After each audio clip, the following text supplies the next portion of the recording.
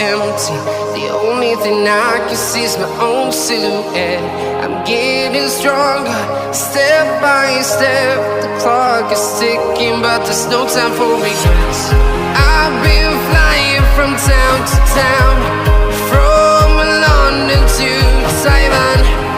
I've been all around. আসসালামু আলাইকুম guys, কেমন আছেন? আশা করি অনেক অনেক ভালো আছেন। তো আজকে আমি একটা টিউটোরিয়াল নিয়ে আসলাম, সেটা হলো আনবক্সিং রিভিউ।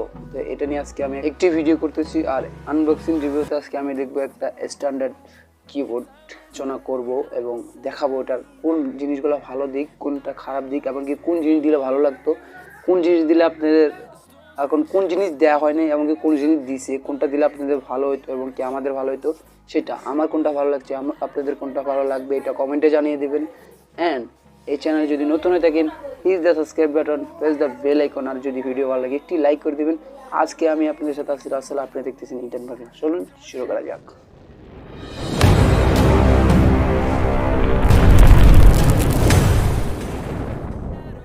সো গাইস, এখন আমার হাতে যে একটা আছে, এটা যাই এই কিবোর্ড, সেই আমি এটা নিয়েছি এখন বর্তমানে অফলাইন থেকে। আপনারা যদি অনলাইন থেকে নিতে চান, অবশ্যই অনলাইনের ভিডিও ডেসক্রিপশন বক্সে লিঙ্ক দেওয়া থাকবে অনলাইনের, তো আপনারা দেখতে পারেন, এটা অনলাইন থেকে কিনতে পারেন। এটা অনলাইনে কিনলে বেশি দাম পড়বো না, 400 টাকা 300 টাকার ভিতরে পেয়ে যাবেন। কি এটা থেকে একটু ভালো মানের পাইতে পারেন। এটা আপনারা দেখবেন, অনেকগুলো আছে কিবোর্ড সেটা, তো এটা সাপোর্ট করে শুধু 3টা ডিভাইসের চার্জ সাপোর্ট করবে। সেটা যায় আপনার উইন্ডোজ 8, উইন্ডোজ 10 এবং কি অ্যান্ড্রয়েড ফোনও কি এটা চলবে।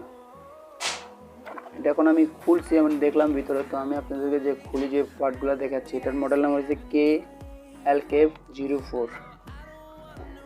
LK04, আর এটার বেসিক্যালি এটা আমি জানি না, এখন আমি ইউজ করিনি, তো যেহেতু ইউজ করিনি তো কোনো কইতে পারিনি এটা কেমন। তো ইউজ করার পরে আমি বলতে পারবো যে